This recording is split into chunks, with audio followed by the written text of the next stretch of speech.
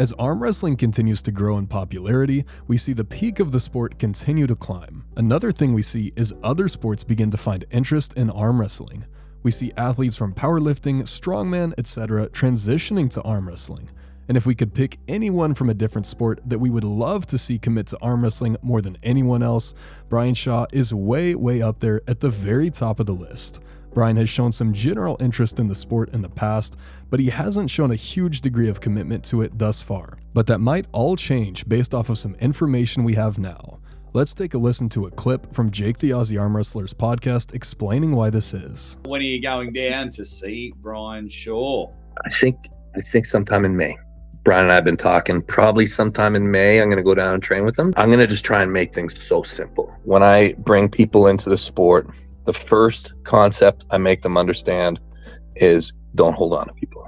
So I really like the fact that Devon is going to be training with Brian for a very specific reason, and this is because of Devon's ability to simplify arm wrestling to people. It can really be a difficult task to explain to beginners the nuances of the sport and to get them on the right track if you only have a few hours to explain everything to them. But if anyone is going to be able to do that, it's probably Devon. Devon said that he's going to teach Brian to never hold on to anyone, and it sounds like that is going to be directed toward an outside lane. Brian clearly has a massive amount of potential in terms of hand size, wrist size, and general musculature that would be super beneficial in arm wrestling. The key for him is going to be getting his technique to the level at which he can truly apply 100% of his power. If he can do that, he will probably do very well very quickly. But there is a potential concern whenever bringing someone into the sport that is so popular like Brian is. I remember feeling very bad for Larry Wheels when he started arm wrestling because he had about 100,000 people yelling at him all at the same time, and everyone was telling him to do different things. I can only imagine how overwhelming and how confusing that would have been from a new athlete's perspective.